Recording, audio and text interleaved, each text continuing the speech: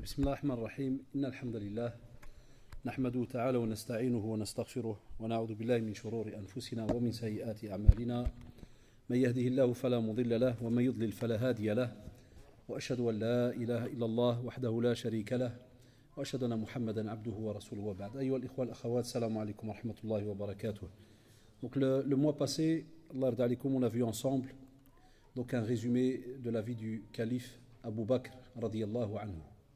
Et aujourd'hui, on va voir le résumé de la vie du calife Omar ibn Khattab radiyallahu anhu. Et on rappelle que ce n'est qu'un résumé, mukhtasar. Parce que normalement, la vie d'un calife, spécialement s'il a vécu jusqu'à quasi la soixantaine d'années, tu ne sais pas le faire en seulement 1 heure. Donc ça, c'est impossible. D'accord? Donc, le but, comme je le rappelle à nos jeunes, c'est de donner, subhanallah, qu'est-ce que ces califes ont fait de grand? Et qu'est-ce qui fait qu'ils ont marqué l'histoire?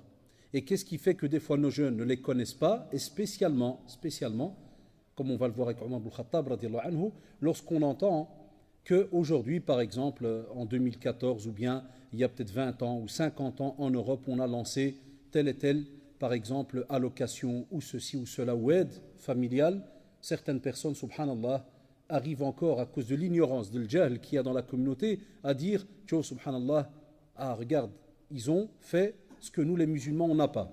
Comme une fois quelqu'un m'a dit, dans une taqsira comme ça, ils ont fait les allocations familiales, ils ont fait kada, ils ont fait adi. Subhanallah, wallahi, si tu connaissais l'histoire, impossible, jamais il dirait cette phrase-là. Parce que Omar ibn Khattab radiallahu anhu a lancé de ces choses incroyables. Il était en avance sur son temps. Radiallahu anhu. Il était très très en avance sur son temps. Mais aujourd'hui, depuis on va dire peut-être ce dernier siècle, certaines personnes n'ont tout simplement, avec leur intelligence, ils ont tout simplement repris des choses qui existaient il y a déjà bien longtemps. Et comme on n'est pas au courant de grand-chose, alors on se dit, oh, mashallah, ils ont inventé, ils ont fait, mais on a plein de choses comme vous allez le voir, et j'espère, inshallah, pouvoir le faire en plus d'1 heure quart, ce qui n'est pas facile. Donc Omar ibn Khattab, radiallahu anhu, avait comme surnom, donc Abu Hafs, comme le petit lionceau, et subhanallah, même si on dit un petit lionceau, il faut savoir que de caractère, de force, c'était vraiment, entre guillemets, quand on donne des images, un vrai lion. C'était, radiallahu anhu, quelqu'un de très très fort. Et c'est pour cela qu'il vient d'une famille aussi très noble, qui était réputée, très connue. Et il était donc de ceux qui habitaient à la Mecque. Et son fils, Abdullah, nous dit donc au sujet de son père, il raconte un petit résumé, j'ai fait ici, il dit que c'était quelqu'un avec une peau claire. Son visage avait un teint rosé. Et on parle aussi dans une autre narration qu'il avait donc une taille assez supérieure et une carrure très imposante. C'est-à-dire qu'il avait un corps très très grand, mashallah, par rapport aux autres, très peu de cheveux, certains même rapportent dans certaines narrations qu'il avait aussi, donc il était un peu chauve, sa peau était aussi donc blanche, portait une moustache dégarnie de couleur rousse, et Anas ibn Malik, radiallahu anhu, il disait même qu'il rapporte que Omar, radiallahu anhu, se teignait les cheveux, soit avec le henna, soit avec du katam, c'est-à-dire c'est une plante qui venait du Yémen et qui était, une fois mélangée à l'eau, donnée un genre de couleur acajou foncé, qui va donc vers le brun et autres. Et on rapporte aussi également que, subhanallah, lorsqu'il marchait dans un groupe, on pensait qu'il était sur un cheval, tellement il dépassait les autres de sa taille, radiyallahu anhu.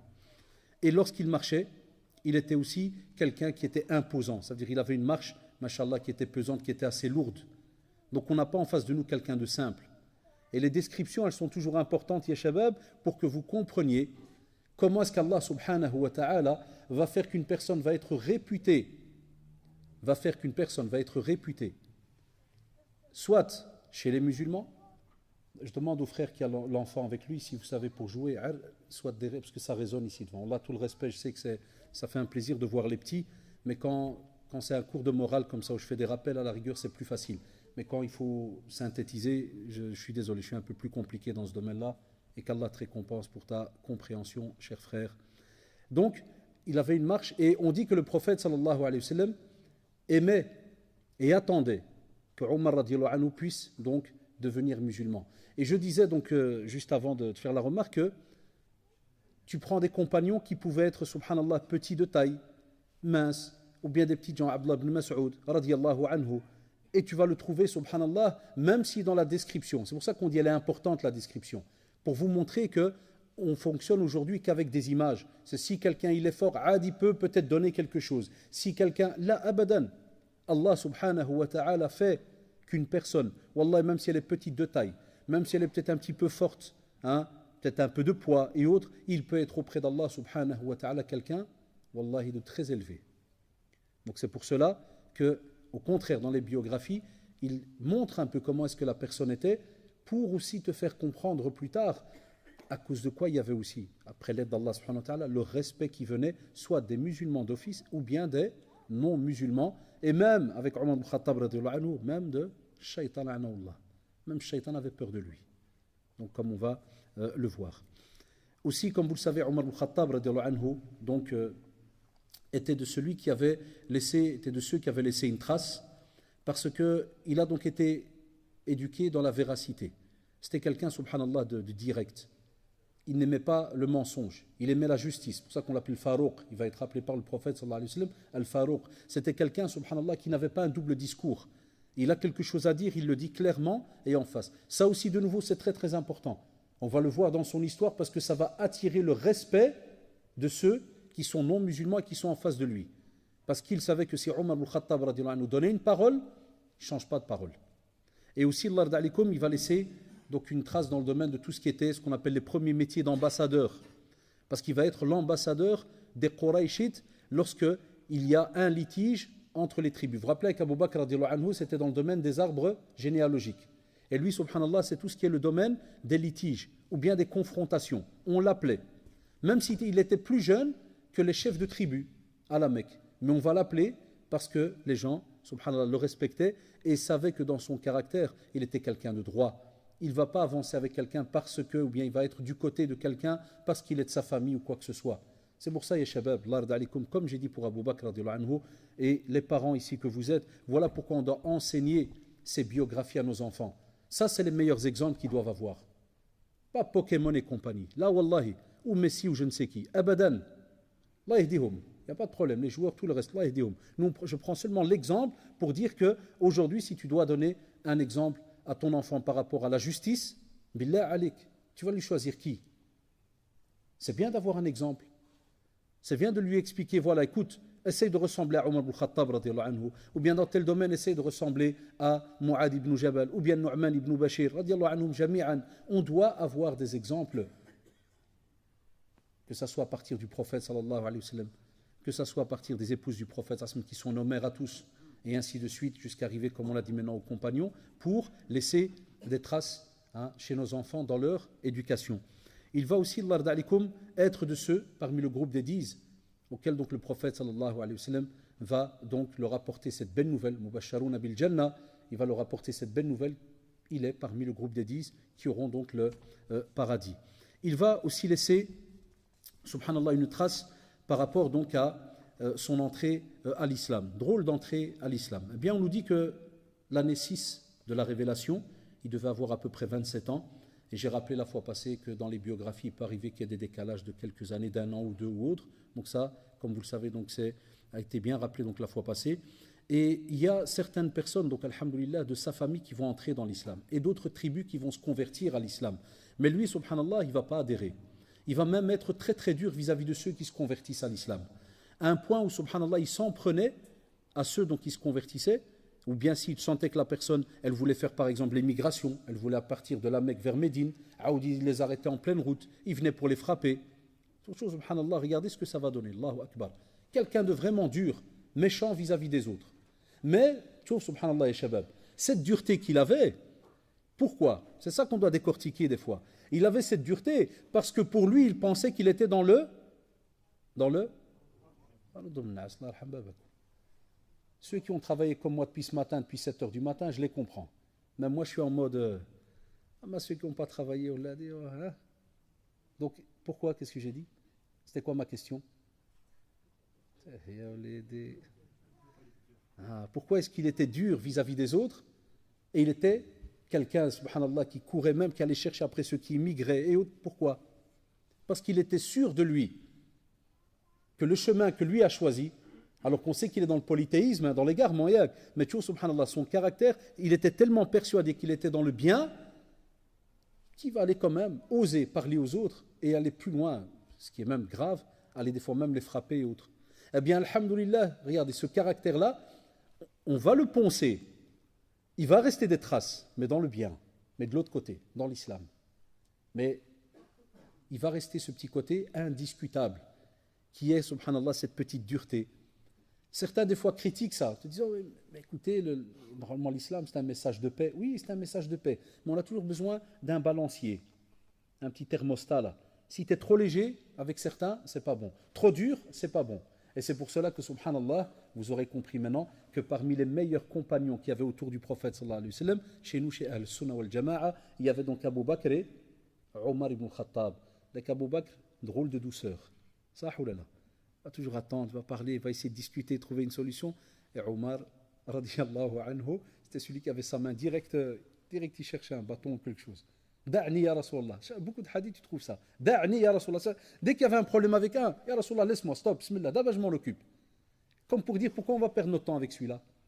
Et puis tu as alors Abu Bakr radiallahu anhu qui va le calmer, ou bien le prophète qui va le freiner, et ainsi de suite. Donc les caractères, ils sont importants. Donc qu'est-ce qu'il fait un jour? Il part, il sort, et il va même avec l'objectif de vouloir tuer le prophète sallallahu alayhi wa sallam. Wallahi. Il veut se rendre chez le prophète pour le tuer. Et Naïm ibn Abdillah, il va l'arrêter, il va lui dire, mais on va même lui faire comprendre. Il dit, mais toi tu veux tuer le prophète. Va voir dans ta famille. Ouais, dans ta famille, ils sont rentrés dans l'islam. Comme pour lui dire, tu veux faire le malin, là, ouais, dans ta famille, regarde ce qu'il y a, voilà. Subhanallah, il va alors à ce moment-là, il va se dire, c'est pas normal. Il va changer de chemin. Et il va aller alors chez son beau-frère, Saïd, et sa sœur Fatima, radiallahu anhum, qui sont convertis à l'islam. Et lui, il ne le savait pas à ce moment-là. Il va arriver chez eux, il va les trouver en train de lire. Et subhanallah, dans le parchemin, c'était la sourate Taha. Et il va alors à ce moment-là s'approcher d'eux.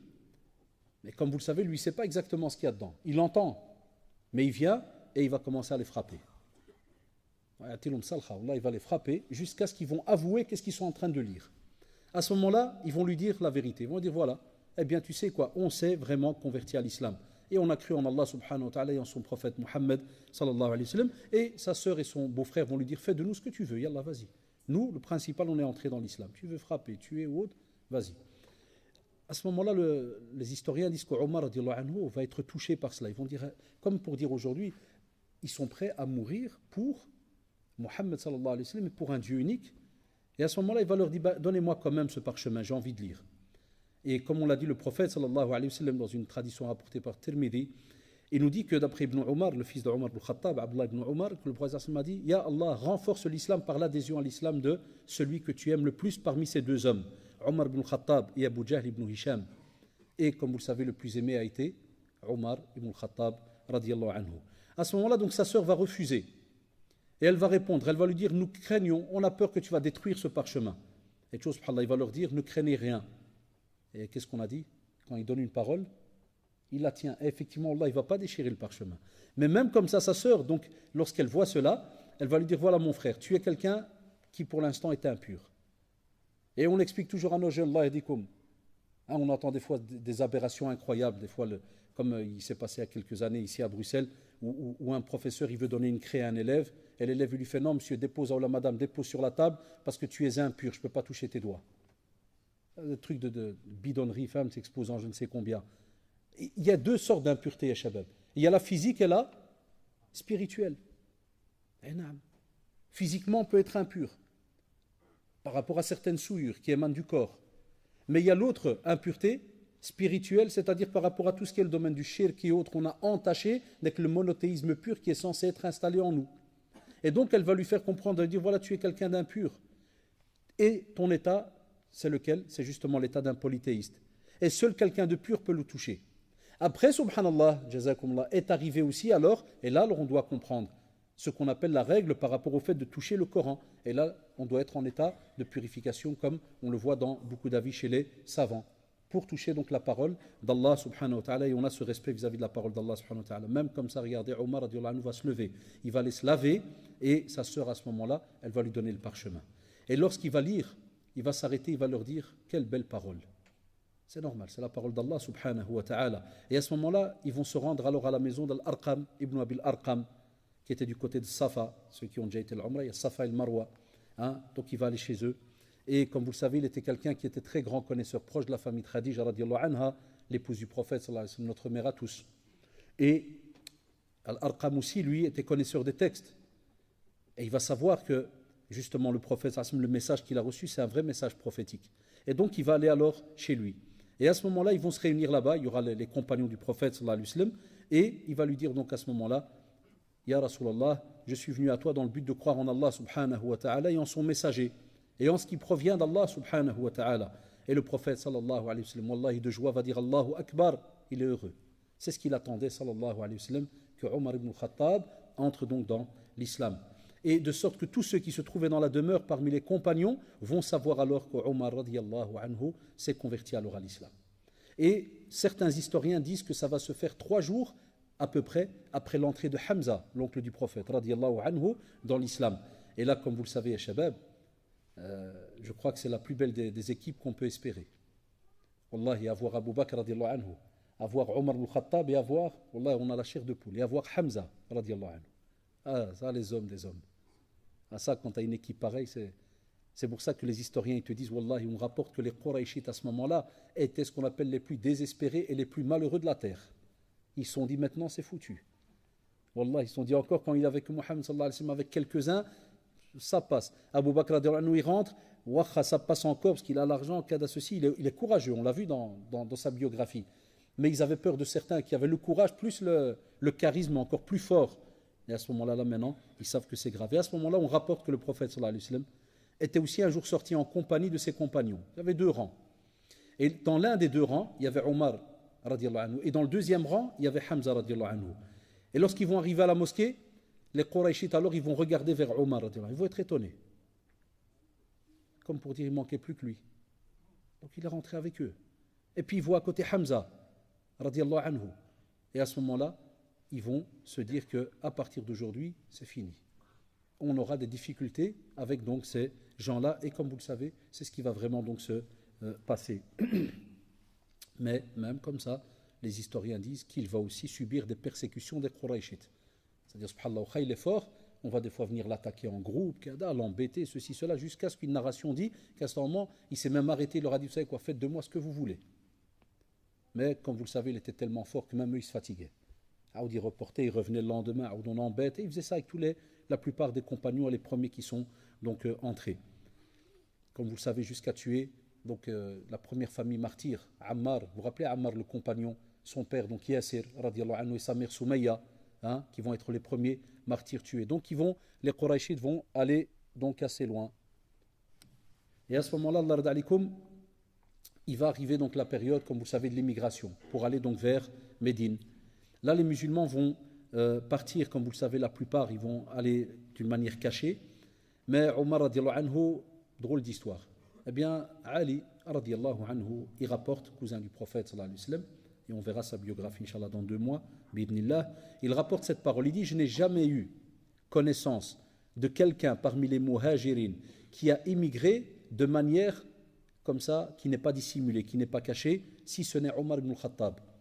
Pourquoi? Il dit, lorsqu'il a décidé d'immigrer, qu'est-ce qu'il a fait? Il a pris son épée, il a pris ses arcs à flèches, et il a pris avec lui des flèches dans ses mains, il a pris un bâton, radiyallahu anhu. Il a pris un bâton et il a été vers la Kaaba. Pourquoi? Parce que près de la Kaaba, il y avait les grands chefs de Quraysh. Alors, c'est tous les grands patrons. Ils sont assis là. Et qu'est-ce qu'il fait? Allahu Akbar. Il fait d'abord tawaf.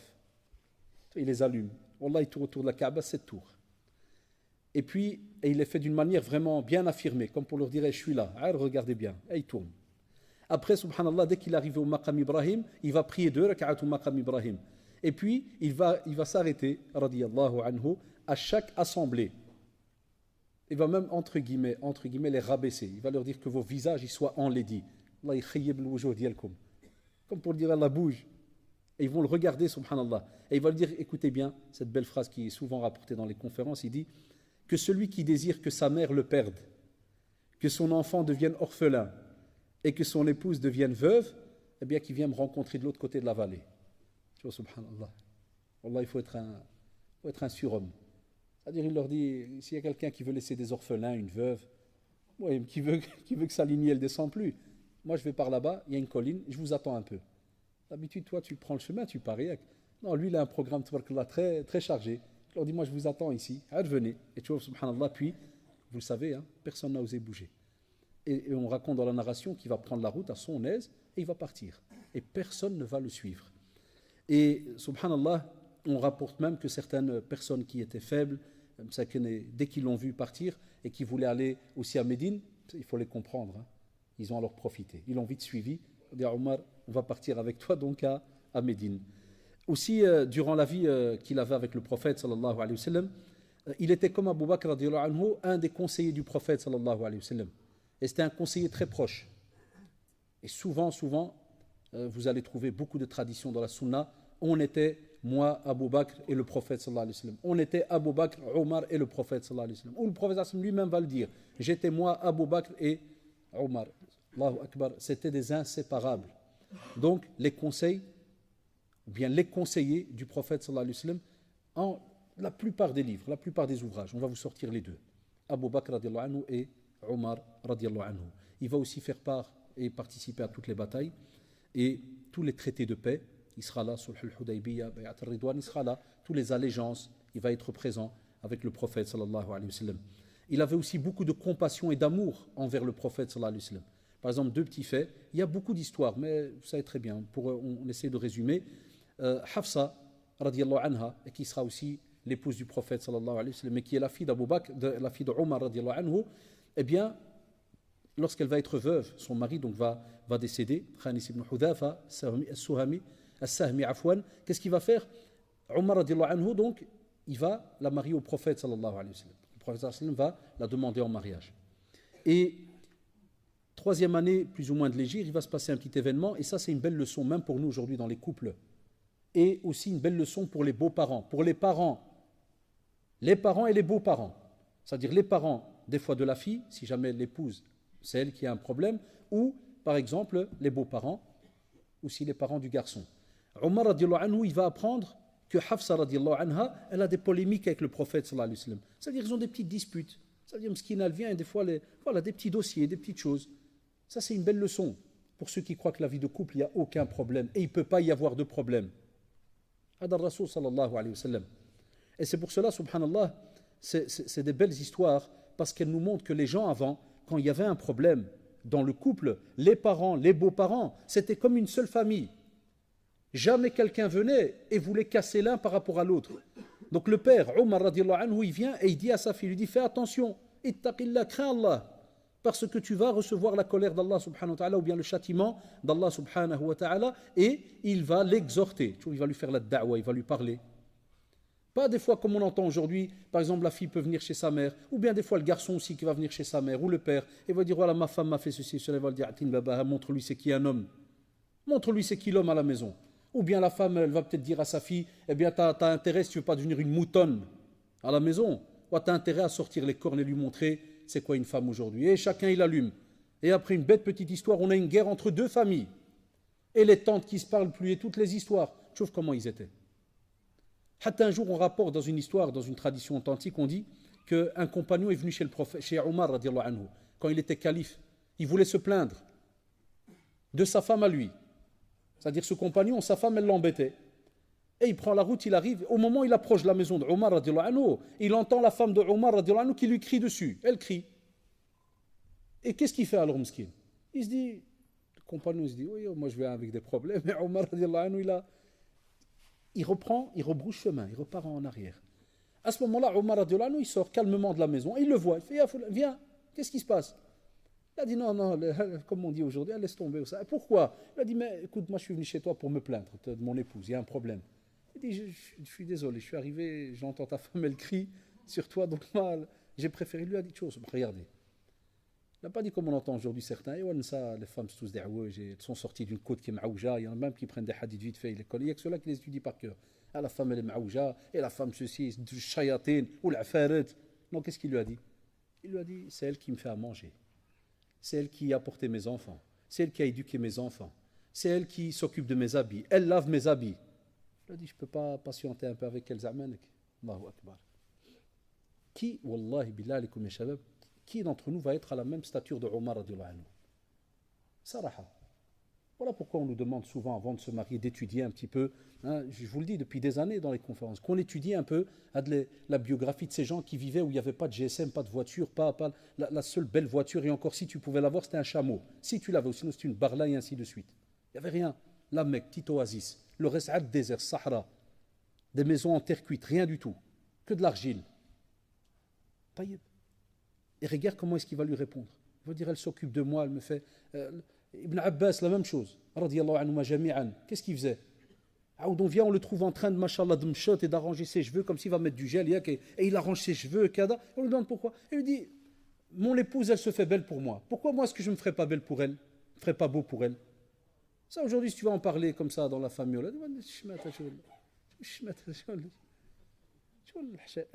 on a tout. Le munkar est devenu ma'rouf. Et le ma'rouf est devenu munkar. Wallah, on a changé les règles. Ce qui est normalement blâmable est devenu aujourd'hui à l'aise. Et ce qui normalement doit être à l'aise, doit être bien, est devenu blâmable. Donc à ce moment-là, subhanallah, elle va donc se calmer. Et dans une autre histoire, Ibn Abbas radiallahu anhu, il dit que Omar radiallahu anhu m'a dit, un jour je suis rentré chez le prophète sallallahu alayhi wa sallam, alors qu'il était couché par terre sur une natte. Ça veut dire en général une natte, vous savez c'est quoi? C'est un simple, c'est comme si on va prendre ce tissu ici, et c'est fait comme ça, comme tressé, avec des morceaux de feuilles et autres, qui est tressé. Et l'azef qu'on a fait le bled, là, qu'on voyait nos grands-parents quand on était petits, quand on allait au bled, hein, il prend l'azef et il commence à les tresser, et il te fait comme ça un petit morceau de soit un panier, soit. Vous voyez le style, hein, c'est des longues tiges et on les tresse. Et donc il dort là-dessus. Et il lui dit, je me suis assis, et il dit, et j'ai remarqué que le prophète sallallahu alayhi wa sallam n'avait rien, n'avait un simple tissu sur lui. À un point où la natte là, qui est par terre, elle a laissé des traces sur le flanc, parce qu'il était couché sur son flanc, sallallahu alayhi wa sallam. Et il voit des traces. Ça prouve que des fois, on voyait même des morceaux de sa peau. Et il lui dit, Wallah ya Rasulallah, il dit à un certain moment, subhanallah, il dit, j'étais triste. J'ai regardé dans un coin de la pièce du prophète, sallallahu alayhi wa sallam. Il dit, j'ai trouvé même pas ce qu'on appelle une hafna, une petite quantité, subhanallah, d'orge. C'est des grains, et il dit, de l'autre côté, il y avait une simple peau, une genre de peau de cuir qui était suspendue. Et il dit alors, mes larmes ont commencé à couler en abondance. Bdeibki, radiyallahu anhu, en se disant, tchouf, hada le prophète, sallallahu alayhi wa sallam, et regarde dans quelle situation il est. Et le prophète, sallallahu alayhi wa sallam, va lui dire, ya Omar, pourquoi tu pleures?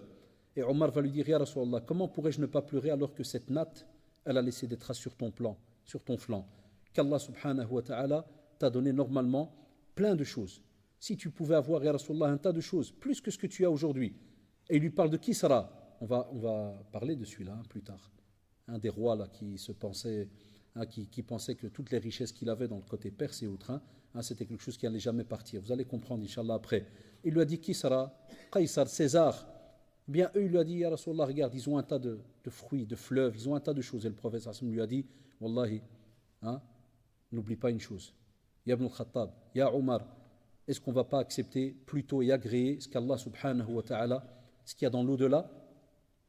Comme pour lui dire, nous, ce qui est important pour nous, c'est ce qu'il y a dans l'au-delà, dans le paradis. Amma ici sur terre, c'est futile. Aujourd'hui, on l'a, demain, on n'a pas. Et c'est pour cela qu'il lui dit alors que ce bas monde soit pour eux. Ça veut dire, il lui fait comprendre que, tu vois, ce bas monde, il est préférable qu'il soit à eux. C'est eux qui aiment bien vivre dans les richesses et dans l'opulence et ainsi de suite. Tandis que nous, on a besoin de peu. C'est pour ça qu'Omar al-Khattab disait aussi, regardez, c'est des leçons qu'il a gardées du prophète, sallallahu alayhi wa sallam. Il disait que soit sur terre, comme un abir sabil, comme quelqu'un, subhanallah, qui est un voyageur, par exemple, qui passe, il ne va pas rester longtemps dans un endroit. Il est quelqu'un de gharib, il n'y a rien du tout. Comme quelqu'un d'étranger. Il passe, il s'arrête et il repart. Il ne va jamais rester longtemps dans un endroit. Et c'est pour cela, subhanallah, que les compagnons, vous comprendrez pourquoi, ya shabab, que les compagnons, ridwallah alayhim, ils ont appris à donner de ce qu'ils avaient.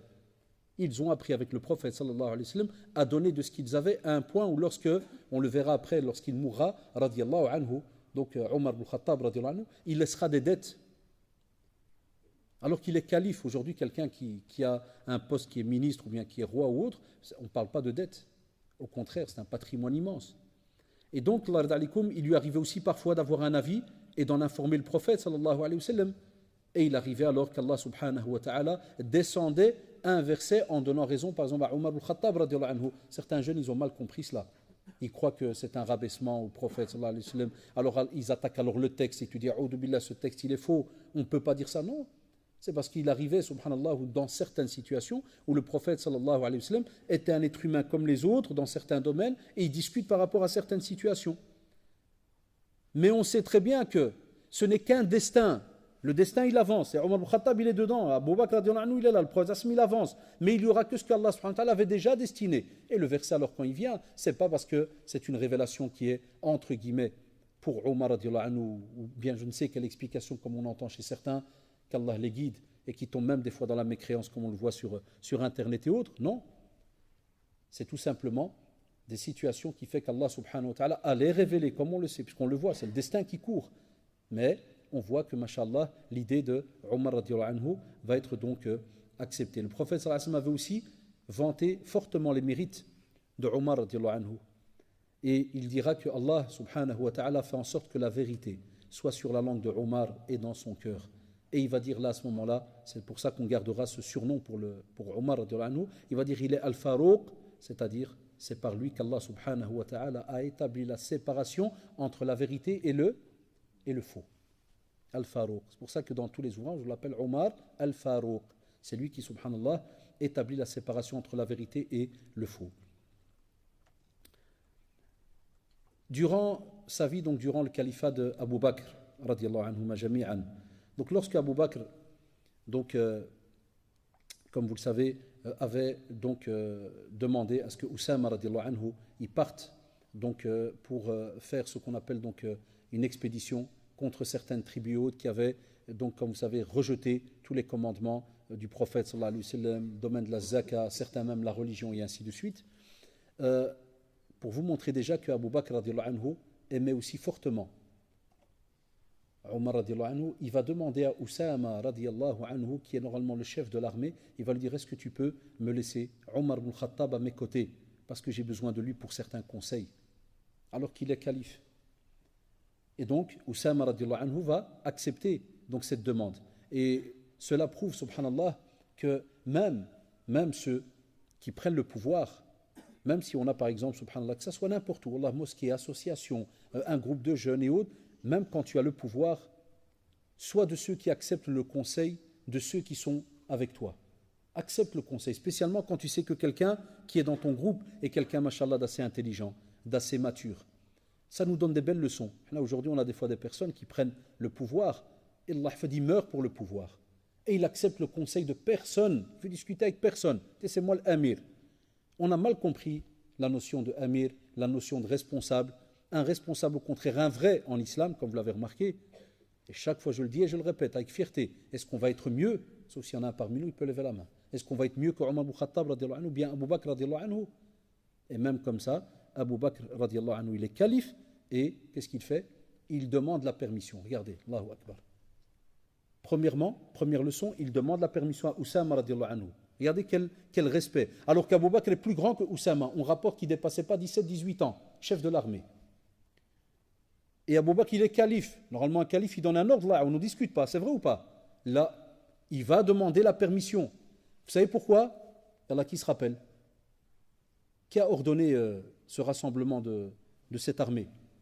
C'était le prophète, sallallahu alayhi wa sallam. Tchouf l'wafa. Regarde comment on tient la parole. Pas parce qu'il est mort, c'est fini. On va tiens, maintenant il y a un nouveau responsable dans l'association. Tout ce que l'ancien avait donné comme parole, toi tu viens, tu dis mais l'ancien responsable nous a donné la parole qu'on pouvait avoir le local. Non, il n'y a pas, aujourd'hui c'est moi. L'autre il est mort, la'aoun. Oh, le poids de la parole. Kelma, amana. Et donc, deuxième leçon, c'est que c'est pas parce que quelqu'un, entre guillemets, devient chef qu'il n'a pas besoin d'associer pour recevoir des conseils. Même si tu as 500 diplômes, frère ou sœur, tu auras toujours besoin de quelqu'un qui t'apporte une autre vision. Et souvent, quand on est responsable, c'est très dangereux dans ce qu'on appelle le domaine des prises de décision. Il est important d'avoir des avis externes de ceux qui nous entourent. Chapitre suivant, parmi les œuvres très très importantes qui ont marqué donc l'histoire de Omar ibn Khattab radiyallahu anhu.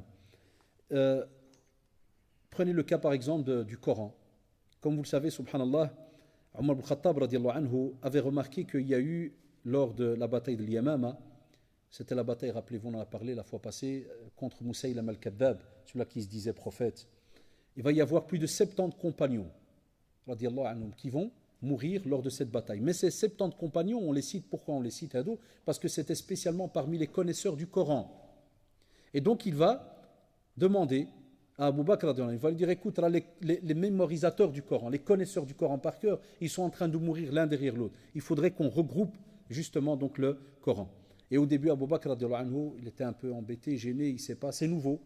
Hein, et il va donc discuter jusqu'à ce qu'il va accepter cette idée et il va même être content de l'avoir accepté. Il va demander aussi à Zayd ibn Thabit anhu, donc de faire tout ce travail de rassemblement donc du Coran. Et après aussi, Omar al-Khattab anhu, va aussi donc faire cela lors de son califat aussi avec l'ensemble. Il va regrouper tous les Corans faisant un Coran unique et le laisser aussi chez sa fille, donc l'épouse du prophète Hafsa radiallahu anha et anhum, donc jami'an. Parmi les choses, Shabab, qui sont très très importants, rappelez-vous que Khalid ibn Walid, radiallahu anhu, ce grand combattant, était déjà parti donc vers tout ce qui est la contrée, ce qu'on appelle aujourd'hui l'Irak. Il est parti de ce côté-là. Et avant de quitter donc le sud de l'Irak, Khalid ibn Walid va donc donner le commandement à un autre compagnon, radiallahu anhu, très très réputé, Al-Muthanna ibn Haritha. Il va lui laisser donc Shaybani, il va lui laisser donc la gouvernance et il va donc aller vers, donc il va quitter le sud de l'Irak, il va continuer à monter. Pourquoi? Parce qu'aujourd'hui, nous, lorsqu'on voit un plan, je le rappelle toujours souvent aux élèves, on voit toujours le plan comme nous on a étudié à l'école. Ça veut dire il y a l'Iran, l'Irak, Jordanie, ceci, cela, des petits pays. Avant, c'était, subhanallah, des péninsules immenses. C'était des territoires immenses. Donc, les compagnons, ridwallah alayhim, chacun recevait un poste. C'est pour ça qu'on entend parler beaucoup des gouverneurs. Donc, ils recevaient un poste, une région, et ils s'occupaient de cette région de A à Z. Tout ce qui est le domaine de la religion, le domaine aussi de la justice, tout ça rentre l'un dans l'autre, hein, mais il y avait différents postes qui commençaient à s'installer au fur et à mesure. Ce petit détail que je vous dis, il est important. Pourquoi? Parce qu'on va voir, subhanallah, l'apparition de la communauté musulmane au sens propre du terme, mais avec une structure, subhanallah, économique, sociale, mais vraiment financière. Tout un système va être élaboré, avec le peu de moyens qu'on avait. Pas comme aujourd'hui des ordinateurs, des conseillers spéciaux en informatique et en comptabilité, et en économie, en géostratégie, géopolitique, tous des termes incroyables. Là, Allah, que les compagnons, le premier groupe qui était autour du prophète, sallallahu alayhi wa sallam, ils vont s'éparpiller au fur et à mesure dans les contrées. Enfin, Omar radiallahu anhu va envoyer après alors donc, toute une armée avec Jarir ibn Abdullah al-Bajali radiallahu anhu. Donc, ils vont partir alors vers le Koufa. Hein, côté de l'Irak, il y aura la capitale plus tard, Bagdad. Hein, le Koufa va être aussi même une des capitales plus tard donc, de l'islam. Donc ils vont monter comme ça au fur et à mesure de territoire en territoire. Il va y avoir quelques batailles, parce que je vous ai dit que l'affaire n'est jamais simple. Toutes les contrées sont en général, soit vous allez retrouver les Byzantins, vous allez retrouver les Perses, vous allez retrouver les Romains, et ils sont au courant qu'il y a là-bas, de l'autre côté de la mer, il y a des musulmans qui sont là. Et ils sont au courant qu'il y a beaucoup de tribus qui rentrent dans l'islam. Ça dérange. Et donc un tas de guerres chaque fois il va y avoir des guerres, des attaques et ainsi de suite. Et à chaque fois, subhanallah, on va voir le nombre. Par exemple, des fois, tu as des Byzantins qui vont venir la première fois avec 10 000 hommes, puis après ils reviennent avec 120 000 hommes, et ainsi de suite. Et à chaque fois, subhanallah, il va y avoir des pertes de leur côté. Pourquoi? Chaque fois, ils veulent reprendre le territoire.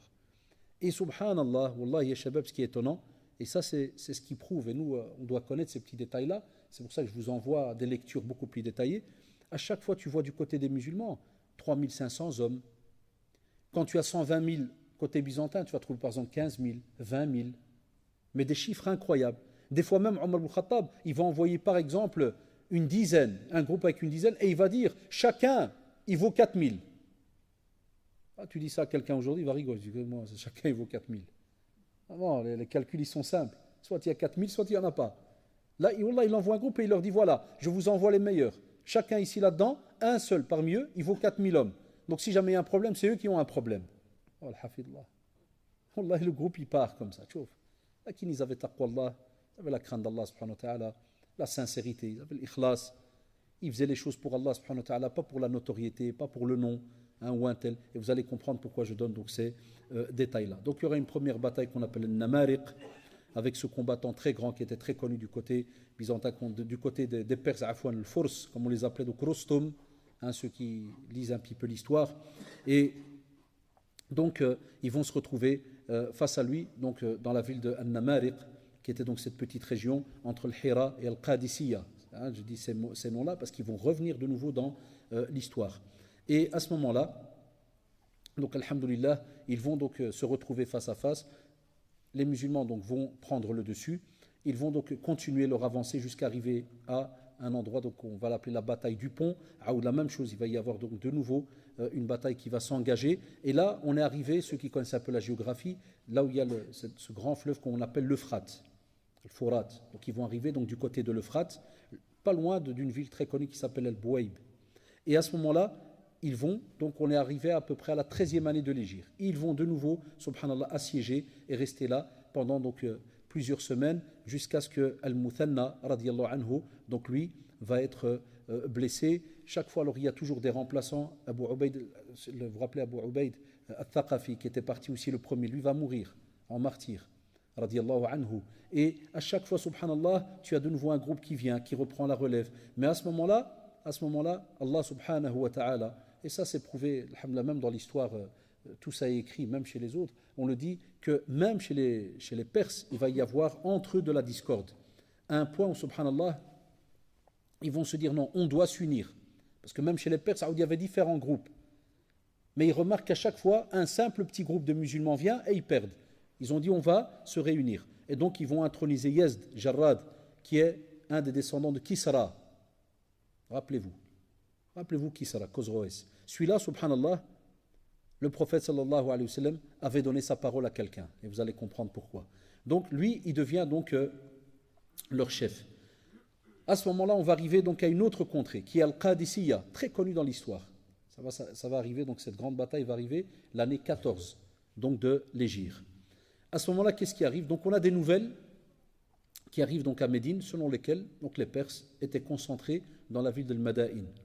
Et Omar ibn Khattab, radiallahu anhu, lui-même, Allahu Akbar, il va sortir donc avec toute une armée et il va mettre alors à sa place Ali ibn Abi Talib, donc comme chef donc à sa place. Et il prend donc la route. À ce moment-là, Uthman ibn Affan, Zubayr, radiallahu anhu, Abdurrahman ibn Auf, ainsi que les grands compagnons vont aussi sortir avec Omar ibn Khattab, radiallahu anhu. De nouveau, pourquoi je donne ces noms? Parce que ce sont tous les noms parmi, donc c'est tout un groupe de compagnons qui étaient parmi les premiers avec le prophète sallallahu alayhi wa sallam. Et regardez, les Shabab, ils vont rester ensemble, ils vont rester unis. Le prophète va mourir, il reste uni. Abu Bakr radiallahu anhu va mourir, il reste uni. Arrive Omar radiallahu anhu, ils sont encore là. Et certains sont âgés. On parle de certains qui arrivent à la cinquantaine, soixantaine d'années, d'autres sont un petit peu plus jeunes, et ainsi de suite. Mais ils sont encore là, donc présents. Ensuite, Omar radiallahu anhu va demander même à Ali radiallahu anhu de le rejoindre. Et il va demander à Sa'd ibn Abi Waqqas, les jeunes qui lisent un petit peu dans la sira du prophète, dans les hadiths et autres, Sa'd, il est très connu. Il va demander à Sa'd ibn Abi Waqqas de le rejoindre et de venir donc jusqu'en Irak. Shabab, c'est une petite parenthèse. Il y a des jeunes, tu lui dis à conférence à Charleroi et tu dis non, c'est loin. C'est juste là. Je suis sûr qu'il y a des jeunes qui ne savent même pas combien de kilomètres il y a entre la Mecque ou bien entre Médine et l'Irak.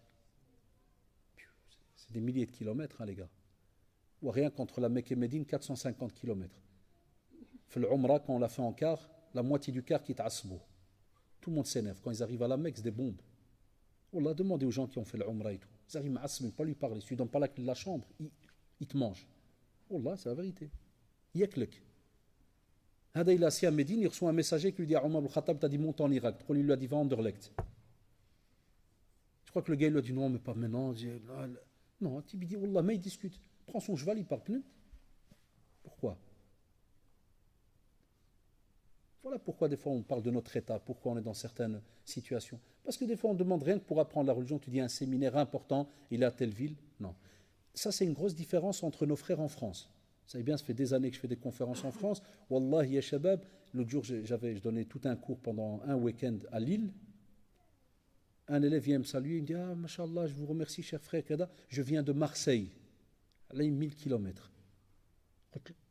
Toi, tu as de la famille ici? Non, non, non, je suis venu pour le cours. Tu es venu de Marseille? Il me dit, Wallah, je suis venu de Marseille pour le cours. Tu n'avais rien d'autre ici? Il me dit, Wallah, j'avais rien d'autre. Shabab en France, vous savez pourquoi? Parce qu'ils n'ont pas beaucoup de conférences comme ici. Ici en Belgique, il y a trop. Wallah, ils se tapent 1000 kilomètres pour une conférence. D'une journée. Donc, Sahaba, alayhim, tchouf le respect qu'ils avaient, l'amour de la religion. Ils se déplacent directement. Et c'est des voyages de plusieurs jours, des fois même plusieurs semaines. Subhanallah. Je ne vous parle même pas de qu'est-ce qu'ils vont trouver sur le chemin, la peur, kada, ceci, cela. Là, il prend la route. À ce moment-là, Had Yazd, Jarrad, donc celui-là qui va être le chef côté perse, tchouf, de nouveau ça, on ne dit jamais ça dans l'histoire, en face. Les compagnons, même si on les attaquait, et qui savaient que s'ils attaquaient, ils allaient peut-être gagner, bi'idnillah, wallahi, tout le temps, ils demandaient et appelaient celui qui était en face à l'islam. Jamais, wallah, quand tu lis dans nos textes, jamais tu retrouves que le compagnon, il vient et il attaque. Allahu Akbar. Wallahi, jamais, shabab. C'est très beau ça. Qu'est-ce qu'il fait? Il lui envoie d'abord des messagers. Reviens vers Allah subhanahu wa ta'ala, convertis-toi, reviens vers Dieu, le Dieu unique, Allah subhanahu wa ta'ala, il lui parle. Et l'autre, le Yazd, l'un des un point où il leur dit, retournez auprès de votre compagnon et dites-lui que je m'apprête à vous envoyer Rostom. Ah, c'était le grand guerrier. C'est comme quand nous on parle de Omar ibn Khattab, radiallahu anhu, comme grand guerrier, ça veut dire qu'eux, chez les Perses, ils avaient donc Rostom. Il lui dit, je vais vous envoyer Rostom pour qu'il vous enterre dans la tranchée de l'Qadisiyya. Et subhanallah, Rostom, à ce moment-là, qu'est-ce qu'il fait? Il prend une armée. Écoutez bien, 120 000 soldats, 120 000, 33 éléphants, d'après les narrations, et avec un éléphant qui a un lit au-dessus. Il y a un nachat. Et quand tu vas voir côté des compagnons, certains ont là à pied. Des fois, tu trouves maximum 300 montures, 400 montures. Donc l'autre, il vient des éléphants. Pourquoi? Parce qu'ils savent très bien que les éléphants font fuir des fois les chevaux. C'est tout des tactiques de guerre, entre guillemets. Et donc, de nouveau, Saad, radiallahu anhu, regardez, même comme ça, wallah, il ne va pas attaquer directement Rostom. Il va lui envoyer des personnes notables, ça veut dire des grands, du côté de chez les musulmans. Ils vont lui parler. Ah, regarde ce que tu fais, reviens vers Allah subhanahu wa ta'ala, réfléchis, kada, rien, plusieurs fois. Et il va rester comme ça plusieurs jours. À chaque fois, il va leur dire, non, envoyez-moi quelqu'un d'autre me parler. Comme ça pour les embêter au fur et à mesure.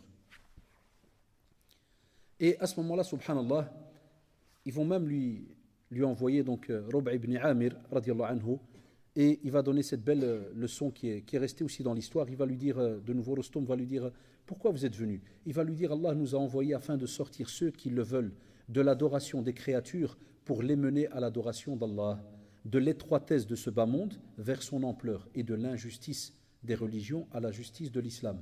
Ainsi, Allah nous a envoyés avec sa religion vers ces créatures pour les appeler à lui. Quant à celui qui accepte cela, nous acceptons son adhésion. Et on se retire donc de chez lui. À ce moment-là, si jamais il n'accepte pas et qu'il veut quand même combattre et autres, eh bien, qu'est-ce qu'ils faisaient à ce moment-là? Ils étaient des hommes, ils étaient présents. Et à ce moment-là, les hostilités donc commençaient. Mais toujours par respect, subhanallah. Et pour pas qu'on dise, ah regarde, des barbares, ils sont venus, ils ont abadan. Ils envoyaient tout le temps des messagers. Hatta l'histoire avec Rostom, plus de 3 jours d'affilée. Et chaque fois, il rigole lui. Chaque fois, non, renvoyez-moi un autre. Aoudi retourne, il choisissait un autre, il revient lui parler. Et regardez, mais ça, jamais on en parle. C'est pour ça que nos jeunes ne sont pas au courant. Des fois, on les taquine en disant, ah, regardez, chez vous, l'islam est venu avec l'épée, chez vous, ceci, chez vous, cela. Ah, des fois, c'est vrai? Ah, ben, ouais, si vous le dites. Non, il faut aller lire donc l'histoire. À ce moment-là, il voit de nouveau que ça ne marche pas et que les musulmans restent présents. Il va leur dire, vous savez quoi? Donc, il regarde le messager, il lui dit, je te tuerai demain. Et normalement, comme vous le savez, dans la tradition entre les peuples, on ne tue jamais un messager. Quelqu'un qui vient d'un autre chef pour parler, jamais on le tue, on ne le touche pas. Mais ici, subhanallah, donc il voit vraiment, il veut essayer de faire peur et autres, il dit voilà, moi je vais tuer un de vos messagers. Et il leur donne et il prépare son armée. Et à ce moment-là, comme vous le savez, donc ils vont se lancer donc, dans cette bataille. Et ça va être donc le 14e année de l'Hégire, un lundi, comme disent certains historiens, et on va l'appeler donc le jour d'Al-Qadisiyya. Hatta même Allah subhanahu wa ta'ala va envoyer donc un vent violent qui va souffler sur les chevaux, sur les tentes, et il va y avoir une ruina, une cacophonie incroyable, et ils vont donc repartir. Donc les Perses vont refaire donc marche arrière. Et durant cette bataille, Rostom donc va mourir. Les musulmans à ce moment-là, ils ont la victoire sur la Perse. Et Omar, radiallahu anhu, va être très heureux parce qu'il était préoccupé justement par cette contrée, le Qadisiyya. Et chaque jour, Miskin, radiallahu anhu, chaque jour il sortait de Médine pour aller chercher des informations. Qu'ont fait mes soldats, qu'est-ce qui se passe, où est-ce qu'ils sont arrivés, et ainsi de suite. Après cela, en l'an 16, il y aura l'ouverture d'Al-Mada'in. Donc ça, c'est Sa'd ibn Abu Waqqas qui va continuer sa progression vers le nord. Et c'est là qu'il va arriver donc jusqu'à, de nouveau, l'autre rivière très connue, l'autre fleuve très connu qu'on appelle, donc, ou rivière plutôt, le Tigre. Vous vous rappelez, il y a le Tigre et l'Euphrate. Et à ce moment-là, pas loin, donc se trouve la ville de Al-Mada'in qui, en ce temps-là, était la capitale des Perses. Donc la ville de Al-Mada'in va être donc la capitale des Perses. Mais il y a un problème, c'est quoi? C'est que les musulmans, ils ne sont pas habitués à voir, subhanallah, des fleuves immenses. Le Tigre est un fleuve, c'est immense. Et qu'est-ce qu'il va faire Sa'd radiallahu anhu? Il arrive avec son cheval, c'est nouveau, il vient de la Mecque, Médine, ya Shabab. Il n'y a pas des fleuves de la taille du Tigre et de l'Euphrate. Mais subhanallah, ils avaient le yaqin, ils avaient l'iman, ils avaient la certitude, la foi. Il s'arrête devant le fleuve. Qu'est-ce qu'il fait? Il invoque Allah subhanahu wa ta'ala. Les narrateurs disent que Sa'd radiallahu anhu va invoquer Allah subhanahu wa ta'ala. Il va placer sa confiance en Allah subhanahu wa ta'ala et regarder les vrais chefs. Ça me rappelle les camps de jeunes qu'on faisait quand on était gamin. Et quand on était responsable d'un petit groupe de jeunes, quand on arrivait à la forêt, on faisait ça, on disait Abdel, entrez-vous en premier, yallah, bismillah, bismillah, yallah les frères, yallah. C'était le khawf, la peur. Ça, si le premier rentre et il lâche un cri, revient, qu'est-ce qu'on fait? On rabe. Tranquille. Eux, c'était l'inverse. Saad, il est le chef. Il aurait pu rester derrière, c'est vrai ou pas? Parce qu'on a besoin du chef, yak. Ça, c'est la théorie en général. Non. Saad, radiallahu anhu, qu'est-ce qu'il fait? Wallah, c'est le premier qui va s'engager avec son cheval dans le fleuve. Et il invoque, wid'i. Et il invoque. Un point où, subhanallah, ils ont tellement la certitude que s'il y a quelque chose, ça viendra d'Allah subhanahu wa ta'ala. Les soldats y rentrent aussi avec leurs chevaux et ils commencent à discuter ensemble en traversant le fleuve. Jusqu'à ce que, subhanallah, ils vont donc le traverser comme s'il n'y avait pas de fleuve. Et pour eux, nous, aujourd'hui, c'est vrai que ça nous paraît peut-être bête comme histoire du Zantia. Mais mettez-vous de nouveau, ya Shabab, dans le contexte. Il faut se mettre dans le contexte et se dire, comment ils arrivent devant quelque chose qu'ils ne connaissaient pas avant. Hatta Umar radiallahu anhu, par exemple, par rapport à tout ce qui était la mer, traverser la mer, c'était quelque chose d'immense pour lui, il ne voulait pas.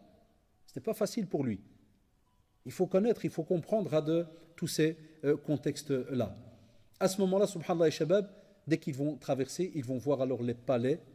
Ils étaient blancs, très grands, de Kisra, le roi des Perses. Vous vous rappelez?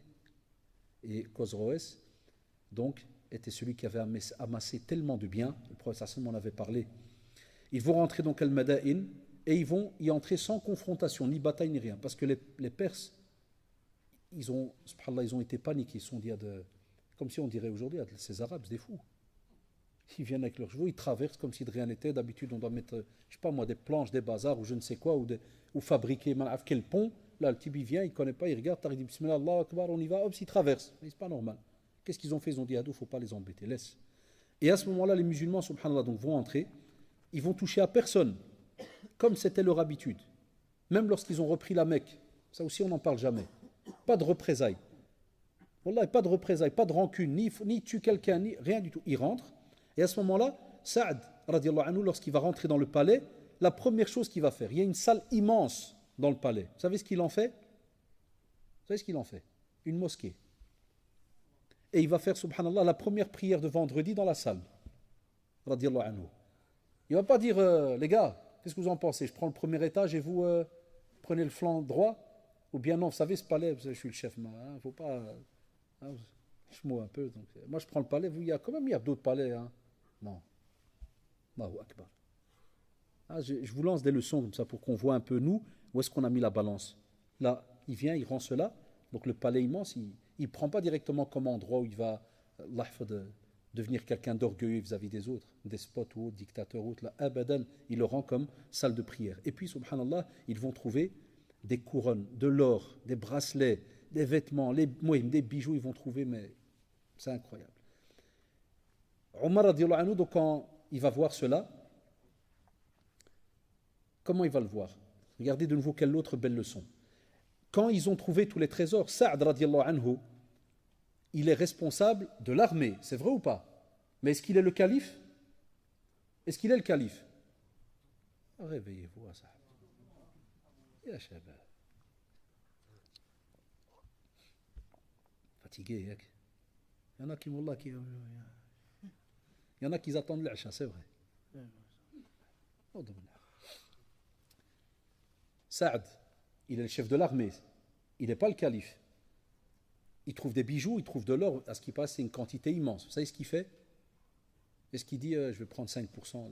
Ouais, c'est quand même moi qui a trimé, qui a traversé, qui a risqué ma peau, comme on entend souvent. Non, non, frère, donne 500 euros, frère. C'est moi qui a. Là. Il prend tout et qu'est-ce qu'il fait? Il envoie toute la richesse là, avec un messager jusqu'où? Jusque chez Omar ibn Khattab, radiallahu anhu. Allahu Akbar. Il touche pas, il touche à rien. Et quand Omar radiallahu anhu va voir ça, il va dire les personnes qui ont envoyé cela sont certes dignes de confiance. Ça, c'est des vrais musulmans. Ça, c'est des hommes. Touche à rien du tout. Et Ali radiallahu anhu va lui dire tu t'es montré, ça c'est wallah, très très belle phrase. Il va lui dire Ya Omar, tu t'es montré quelqu'un d'intègre. Ça veut dire que tu as été quelqu'un de nichen, de bien. Eh bien, le peuple en fit de même. Ça veut dire, wallah, c'est des leçons à vie. Tu es quelqu'un de bien, ton peuple sera bien. Et il lui a dit, mais si tu t'étais donné au luxe, si tu étais adonné au luxe, et qu'une fois que tu étais devenu calife, tu aurais commencé à vivre dans le luxe et autres, il lui a dit à ce moment-là, même eux se seraient adonnés au luxe. Et eux alors se seraient battus pour l'argent et autres. Mais Omar radiallahu anhu, il ne s'est jamais enrichi. Et donc eux, ils n'ont pas vécu avec la richesse ni quoi que ce soit. Ils trouvent ça, ils le prennent, ils le donnent. Puis Omar radiallahu anhu, écoutez bien. Et là, une des prophéties du prophète sallallahu alayhi wa sallam, c'est un miracle, wallahi, va se concrétiser. Il va appeler Suraq ibn Malik radiallahu anhu. Et il va lui mettre des bracelets et tout. Mais vous allez comprendre pourquoi. On sait très bien qu'on ne met pas nous des bijoux à un homme. Mais il va lui mettre les bracelets qu'il mettait au chef et autres. Et il va lui dire que les louanges, ils reviennent à Allah subhanahu wa ta'ala. Et il va lui dire les deux bracelets de Kisra ibn Hurmuz sont dans les mains de Suraqa ibn Malik. C'était un bédouin de la tribu des Bani Mudlij. Suraqa ibn Malik était un bédouin. Mais le prophète sallallahu alayhi wa sallam, alors qu'il faisait l'immigration, la hijra, le prophète, lorsqu'il est parti de la Mecque pour aller à Médine, sallallahu alayhi wa sallam, il avait donc rencontré sur la route Suraqa ibn Malik. Et il y a eu toute une discussion, toute une entraide et autres. Et, subhanallah, il lui a promis. Et il va lui dire, le prophète Suraqa, il va dire, va arriver un jour, Inch'Allah, tu vas porter les bijoux, l'or, les bracelets, comme on le voit dans le texte, de qui? De Kisra. Bilal, il commence en ce temps-là à dire cette phrase-là. Il fallait avoir la foi pour le croire, parce que c'est miraculeux. Toucher à l'empire perse, c'est de la folie. Et Omar radiallahu anhu va dire les louanges, alhamdulillah. Alors c'est encore une prophétie, alors que le prophète sallam est mort, mais c'est encore un miracle. C'est une prophétie qui s'est dite au temps du prophète sallam. Et on le voit mise dans la pratique. Aussi, l'an 21 de l'Hijra, il y aura donc l'ouverture de la Perse complète et même tout ce qui est la contrée de Nahawand. Et là, à ce moment-là, les musulmans, donc, lorsqu'ils ont quitté le Madain, comme vous le savez, ils l'ont reprise, le Qadissi et autres. Le Madain, vous vous rappelez, on a dit c'est la capitale des Perses. Le Yazd, leur fameux roi, lui va alors partir vers Hulwan. Hulwan, et puis après, de là, il va vers une deuxième ville. Vous allez comprendre pourquoi je vous donne ces termes. Ne croyez pas que moi, je connais ça depuis des années, je connais Hulwan, je connais Kada. On les apprend aussi au fur et à mesure. Vous allez comprendre pourquoi je cite ces deux noms. Il va donc vers Hulwan et après vers la ville de Rai. Cette ville, subhanallah, c'est la ville de Téhéran aujourd'hui. Donc c'est pour vous montrer que des noms de villes qu'on a aujourd'hui donc, ont été changés. Mais dans l'histoire, elles existent. Dans l'histoire de l'islam, elles existent, elles sont présentes. Et avant, c'était tout des contrées, pas des pays comme ils sont coupés donc aujourd'hui. Et là, de nouveau, il va aller à Nahawand et il va, mashallah, donc le roi, il va jouer plus de 150 000 combattants. Allahu Akbar. Mashallah, c'est immense. Lakin, dans le vide, dans le polythéisme, dans le shirk et autres, tout ça va partir dans rien. Et la même chose, Omar radiallahu anhu va vouloir les rejoindre, mais de nouveau les compagnons, et même Ali radiallahu anhu va lui faire changer d'avis, il va dire non, ya Khalifat Mu'minin, tu restes ici. Nous donc on va y aller. Et à ce moment-là donc, ils vont avoir une armée seulement de 30 000. Tu trouves 30 000 contre 120 000. 30 par rapport à 120. Alors, de la même chose, ils vont les assiéger et le siège va prendre vraiment plusieurs semaines jusqu'à ce que, à ce moment-là, donc les soldats vont se retrouver vraiment bloqués. Ils vont passer au-dessus de l'enceinte et Nu'man, Nu'man ibn Bashir, très connu aussi dans la Sira, dans les hadiths et autres, donc va recevoir à ce moment-là une flèche dans sa hanche, et c'est là que Nu'man, pour ceux qui connaissent un petit peu Nu'man ibn Bashir, c'est là qu'il va donc glisser de son cheval et il va donc mourir en martyr. Donc Nu'man ibn Bashir, ceux qui sont habitués parmi vous, qui le connaissent, c'est celui-là aussi qui un jour il rapportait le hadith qu'on rapporte souvent dans l'éducation des enfants. Où Nu'man il dit qu'il était venu avec son père et son frère et que son père voulait prendre le prophète en témoin par rapport à un cadeau qu'il a donné à son frère. Et le prophète lui a dit, est-ce que tu as donné la même chose à ton autre fils? Il lui a dit non, je ne peux pas être témoin. Ils le sont pour nous montrer que quand on fait des cadeaux aux enfants, on doit être juste. Tu ne donnes pas un plus qu'à l'autre. Et si jamais tu donnes à un aujourd'hui, tu dois le prévenir, tu dois prévenir l'autre, pourquoi tu ne lui donnes pas aujourd'hui? Par exemple, s'il y a des bulletins, tu dis, tiens mon fils, j'ai donné à toi aujourd'hui 5 euros, ton frère, je vais lui donner la prochaine fois. Pourquoi? Parce que toi, ton bulletin, il vient dans un mois. Pour pas qu'il y ait de jalousie entre les enfants, comme on le voit, il y en a même de leur vivant, il donne un appartement à son fils, puis il dit, ouais, mais en islam, je peux donner à qui je veux. Ah non, tu peux donner, il n'y a pas de problème. Mais pas fonctionner comme ça avec les enfants. Tu donnes à un et tu laisses l'autre. Donc, Nu'man radiallahu anhu va mourir donc à ce moment-là, et les musulmans donc vont rentrer à Nahawand, et ça va être la plus grande des victoires. C'est comme ça qu'elle va être donc appelée.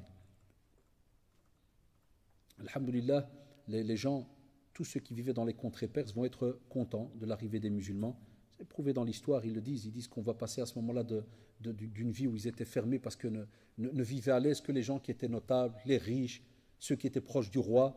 Et au contraire, ils vont dire qu'à ce moment-là, on va revoir la justice. Et c'est vrai, les musulmans, normalement les vrais, quand ils sont dans une contrée, quand ils vivent dans une ville, dans un État, c'est des gens justes. Il n'y a pas d'arnaque, il n'y a pas de trafic, ils ne prennent pas les biens des autres et ainsi de suite. Loin de là.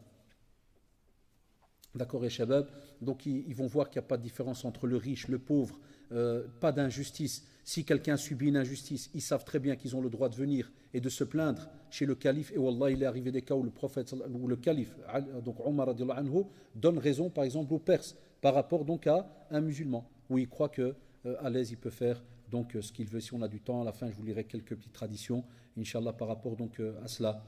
À ce moment-là, donc, les compagnons aussi vont continuer à monter jusqu'à arriver du côté du Sham, donc ce qu'on appelle aujourd'hui donc le côté de la Syrie actuelle, Syrie, Jordanie, Palestine.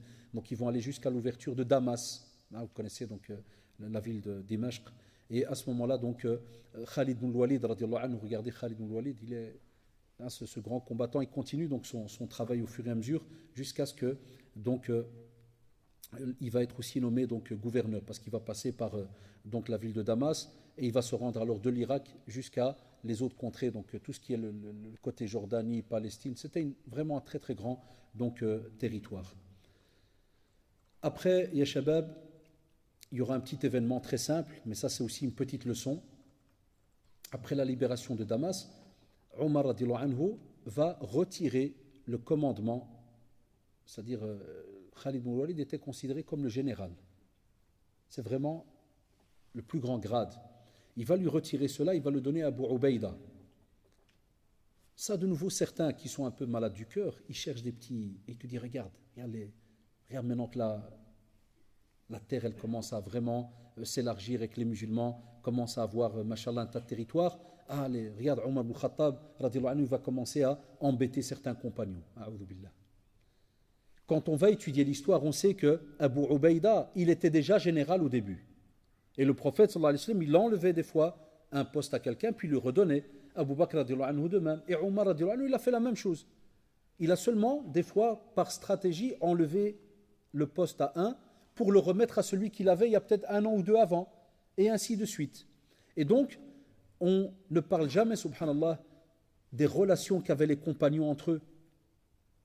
Et c'est pour cela que certains pensent qu'il y avait un problème entre Khalid ibn Walid et Omar ibn Khattab radiallahu anhu. Abadan, un point où Omar radiallahu anhu va dire je n'ai démis Khalid ibn Walid, pas parce que je suis mécontent de lui ou quoi que ce soit, ou trahison, ou abadan, hasha lillah. Il dit mais les gens ont été éprouvés par lui. Et c'est vrai, dans l'histoire, Allah subhanahu wa ta'ala avait donné, wallahi, une baraka à Khalid ibn Walid incroyable. Là où il allait, il était vainqueur. Et les gens, ils pensaient alors à ce moment-là que tout ce qu'on gagne, c'est parce qu'il y a Khalid ibn Walid. Un point où certains, et vous le savez, radiallahu anhu, certains vont oublier alors que tout cela vient parler d'Allah subhanahu wa ta'ala. pas spécialement par donc l'être humain. Et il dit, et je crains on va confier peut-être à Khalid ibn Walid un degré et certaines choses que, subhanallah, il va devoir les subir, alors que lui n'a rien à voir. Khalid ibn Walid était quelqu'un de très modeste, très humble auprès d'Allah subhanahu wa ta'ala. Intention, mashallah, claire, nette, pas de double intention, pas d'orgueil ni quoi que ce soit, ou ostentation, et ainsi de suite, même s'il était le plus réputé donc des soldats du prophète, loin de là. Mais il voulait que les gens sachent que c'est Allah subhanahu wa ta'ala qui décrète, et je voulais leur éviter d'être en proie à une épreuve, comme le rapporte donc Tabari, rahimahullah, dans son ouvrage. Après, il y aura la bataille de Yarmouk, qui va se passer donc en l'an 15 de l'Hégire. Et, c'est lorsque Héraclius, attends, ça les jeunes, ils entendent ça dans l'histoire, hein, lorsqu'on parle de l'Empire romain et autres, donc va voir que les musulmans vont s'approcher de Chem et qui vont aller encore un peu plus loin. Il va écrire à Rome et il va écrire à Constantinople, hein, tous ces termes que vous entendez maintenant à l'école, spécialement les primaires et certaines années du secondaire, hein, en géographie, et il va former une armée de 240 000 hommes. 240 000. Et Al-Yarmouk, c'est une rivière à la base. Al-Yarmouk était une rivière qui prend sa source dans les hauteurs du plateau du Golan, le Joulan, très connu aujourd'hui, comme vous le savez, hein, en Syrie, et qui se déverse dans le fleuve du Jourdain, et qui est au sud du lac de Tibériade. Tout ça, c'est des endroits qui sont connus, subhanallah, aujourd'hui en géographie haute, et certains vont même, des fois, lorsqu'ils se sont déplacés dans certains voyages, ils le voient, et ça existe encore donc aujourd'hui. Et à ce moment-là, de nouveau, comme on l'a dit pour les autres situations, ils vont demander de rencontrer donc les chefs byzantins. Et subhanallah, quand ils vont venir les voir, les Byzantins ils vont mettre des tapis de soie, ils vont mettre des fauteuils de soie, et les compagnons ne vont jamais accepter de s'asseoir ni de marcher là-dessus. Ils vont nous dire non, je ne veux pas. Jusqu'à ce qu'il y ait des simples réunions, mais vraiment modestes et autres. À ce moment-là, subhanallah, il va se passer de nouveau une belle petite chose, c'est qu'on va avoir un prince byzantin qui s'appelait Georges. Et Khalid ibn Walid va demander à le rencontrer. Et comme on l'a dit, les messagers ne se tuent pas. On ne tue pas un messager. Et Allah subhanahu wa ta'ala va faire que, subhanallah, quand Khalid ibn Walid va parler à Georges, il va se convertir à l'islam. Il va s'asseoir avec lui, il va lui expliquer les principes de l'islam et autres, et il va se convertir à l'islam. Et subhanallah, rahimahullah, vous savez ce qu'il va faire, Ada? Il va demander à Khalid ibn Walid d'être à ses côtés. Et qu'est-ce qu'il fait? Il va prier 2 rak'at, c'est ses premières rak'at, comme disent les historiens, et il part en guerre. À peine il part, il meurt. Et comme disent les historiens dans leurs commentaires, il dit il n'aura prié que 2 rak'at. Donc, Khalid ibn Walid à ce moment-là donc, va gagner la bataille de Yarmouk, et puis on va aller alors à Al-Quds. Et c'est là que, Inch'Allah, on arrive vers la clôture. C'est à quelle heure l'Acha, ici à la mosquée? À 36. Donc, mashallah, on a, parce que je voulais donner un petit peu plus de temps, puisque l'ouverture de Al-Quds était aussi quelque chose de très très important. L'an 16 de l'Hégire. Al-Quds, comme on dit en arabe, donc c'est la ville sainte. Et en français, on l'appelle Jérusalem, alors qu'auparavant, elle s'appelait Yerushalayim, et donc Yerushalayim aussi en hébreu, puis Elia. Comme ça, on entend ça des fois à la télévision. Des fois, les jeunes, ils ne tiltent pas la seconde de qu'est-ce qu'il y a là-bas, d'où ça vient, ou pourquoi, quel est le rapport des musulmans avec ces villes, qu'est-ce qui se passe. Non, il y a un rapport, subhanallah, très très ancien, hein, avec donc ces villes qui, comme vous le savez, pour nous par exemple, le prophète Hassan, lorsqu'il a fait le voyage nocturne, Al-Isra ou Al-Mi'raj, de nouveau, beaucoup de jeunes ne sont pas au courant de cela. Ils ne savent pas de quelle ville à quelle ville, pourquoi, comment, et ainsi de suite. Et c'est pour ça que jusqu'à aujourd'hui, comme on le voit côté politique, il y a un tas de petites guéguerres, hein, entre certains, pour des fois la reprise de Jérusalem, de ceci, de cela. Mais avant de parler, il faut toujours un petit peu aller voir dans l'histoire et comprendre un peu qu'est-ce qui s'est passé dans ces contrées. Donc, je vais vous lire un petit passage. Donc, en s'étant rapproché de Jérusalem, Amr ibn al-As va assiéger donc la ville sainte, et Abu Ubaïda va venir donc pour l'aider. Et les habitants de Jérusalem vont demander alors un accord de paix. Et ils vont dire à Abu Ubaïda, écris au calife Omar, parce qu'ils ont entendu parler de lui. Ils vont dire, écris au calife Omar pour qu'il vienne lui-même à Jérusalem pour sceller avec nous le pacte et nous garantir notre sécurité. Vous avez compris pourquoi je vous ai dit dans l'introduction de la conférence du rappel, pourquoi la parole de Omar était réputée, radiyallahu anhu, même dans les contrées les plus lointaines, alors qu'ils ont en face d'eux les émissaires, les envoyés de Omar, et qu'est-ce qu'ils lui disent?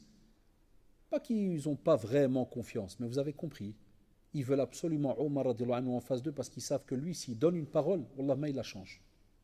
Et subhanallah, qu'est-ce qui va se passer? Donc Omar radiallahu anhu, il va en parler aux compagnons, Uthman radiallahu anhu et d'autres compagnons vont dire non, mais Ali radiallahu anhu va lui dire vas-y, contraire.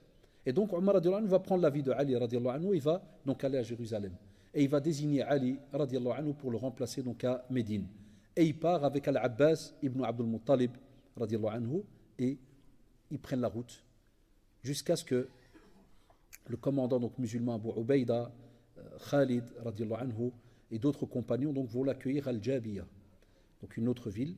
Et puis ensemble, ils vont partir de Al-Jabiyah jusqu'à donc Jérusalem. À ce moment-là, Mohammed ibn Abdillah al-Azdi a dit Al-Hassan ibn Ali radiallahu anhum jami'an, donc le petit-fils du prophète sallallahu alayhi wa sallam, m'a rapporté cette histoire. Il dit lorsque Omar radiallahu anhu arriva, on lui dressa une tente en fourrure où il s'assit à même le sol. Puis il se leva et pria.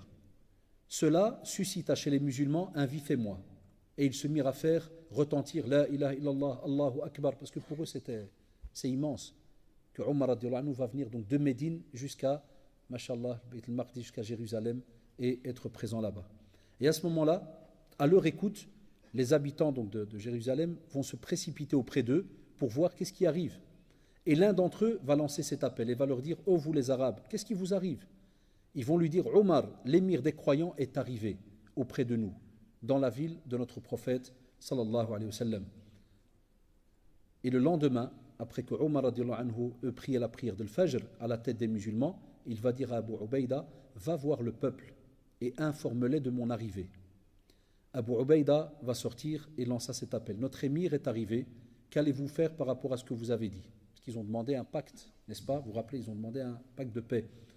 Ils en informèrent donc le patriarche. Ce sont ce qu'on appelle les autres instances religieuses qui étaient donc présentes à Jérusalem. Il va sortir de son église, vêtu donc des habits qu'ils avaient eux à ce moment-là, fourrure et autres, et vont aussi suivre les prêtres, les moines, les évêques. Ils vont se lever avec lui donc et vont venir. Donc certaines narrations rapportent même qu'ils vont venir donc avec dans leurs mains donc la croix que l'on voit et qu'on connaît donc chez les chrétiens. Ils vont venir avec. Vous allez comprendre pourquoi je donne ce détail que l'on retrouve dans certaines narrations.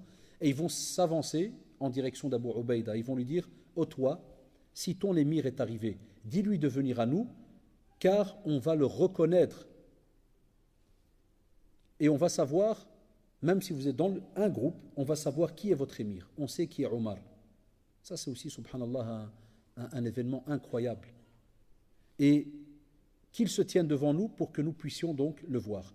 Et le patriarche en question ici, chez certains historiens, donc il s'appelait Sophronius. Il voit arriver donc Abu Ubaïda, puisqu'il a été prévenu Omar radiallahu anhu, et il lui a dit voilà les paroles du patriarche. Et Omar radiallahu anhu, donc il va se rendre immédiatement chez eux, il les voit donc arriver, mais les compagnons vont dire Ya Amir al-Mu'minin, tu vas aller chez eux sans armes, parce qu'il le voit partir simple. Et il lui dit écoute, on craint qu'il y ait un piège. Et même comme ça, Omar radiallahu anhu, il va leur dire rien ne nous atteindra en dehors de ce que Allah subhanahu wa ta'ala a prescrit pour nous. Et il va avancer au fur et à mesure jusqu'à ce qu'on va lui apporter donc son cheval, parce qu'il y a une petite distance à faire.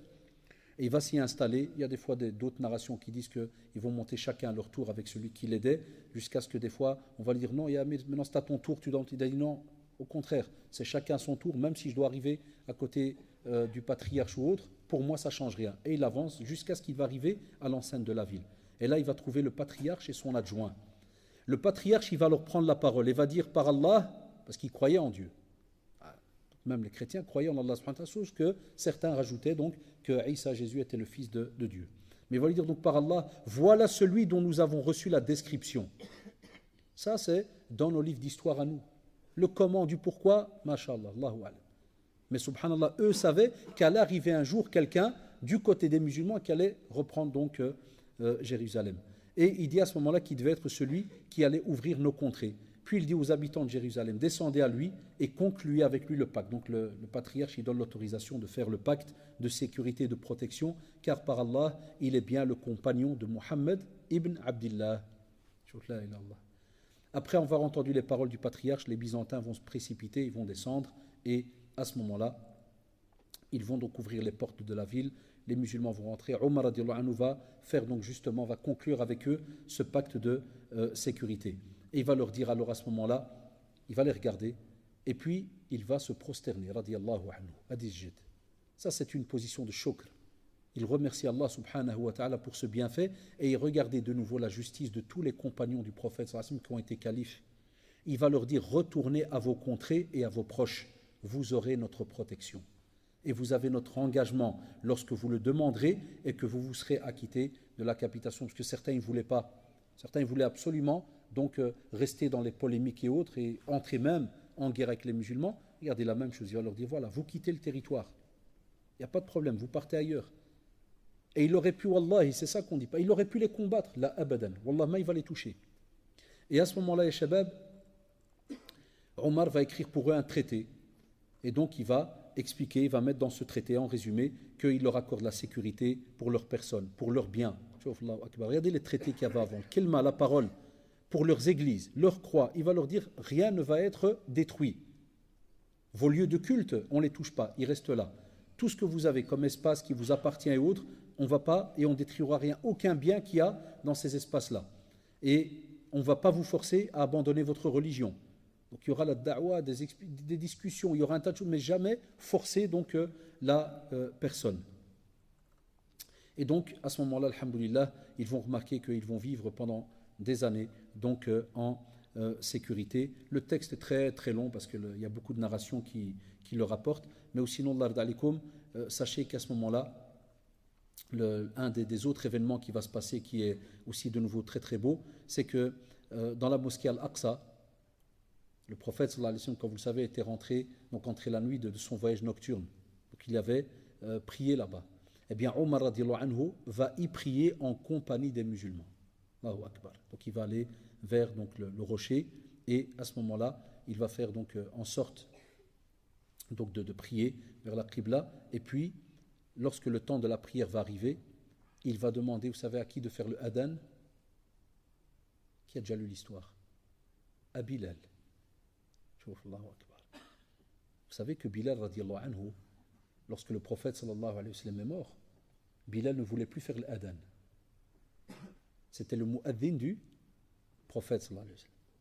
Et radiallahu anhu, wallah, il était tout le temps triste. Il ne voulait plus faire l'adhan par rapport à cela. Et Omar radiallahu anhu va lui dire, Ya Bilal, est-ce que tu ne ferais pas pour nous le adhan, l'appel à la prière? Rahimakallah, qu'Allah te fasse miséricorde. Et Bilal va lui répondre, Ya Amir al-Mu'minin, Ya l'émir des croyants, je jure par Allah que je ne voulais plus lancer d'appel à la prière pour personne d'autre après le prophète sallallahu alayhi wa sallam. Mais puisque, regardez le respect de l'Amir, il lui dit, mais puisque tu m'en donnes l'ordre, je vais aujourd'hui t'obéir pour cette seule prière. Radiallahu anhu. On va dire, pour cette prière-là, Ya Amir al-Mu'minin, je vais faire le adhan. Et lorsque Bilal va lancer l'appel à la prière, eh bien les compagnons vont entendre sa voix, parce qu'ils ne l'avaient pas entendu depuis, comme vous le savez, une bonne dizaine d'années, et ils vont se rappeler alors le prophète sallallahu alayhi wa sallam, et tous les compagnons vont s'effondrer en larmes, ridwallahu alayhim. Et ces jours-là, parmi les musulmans, wallahi, la plupart vont pleurer, mais on rapporte d'après certains textes que subhanallah, Ubayd ibn al-Jarrah, Abu Ubayd ibn al-Jarrah, radiallahu anhu, Mu'ad ibn Jabal, vont pleurer jusqu'à ce que Omar radiallahu anhu va leur dire, cela suffit.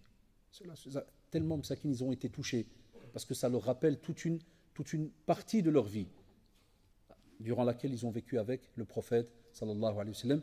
Et vous savez très bien que dans la sunna, le prophète sallallahu alayhi wa sallam était heureux lorsque Bilal radiallahu anhu venait. On sait que l'heure de la prière alors approche, et il lui disait Arihna biha ya Bilal. Avec ce adhan, on savait que l'heure de la prière est là, et cette prière était un apaisement pour le prophète sallallahu alayhi wa sallam. Après, il y aura l'ouverture de l'Égypte, la Tripoli donc occidentale.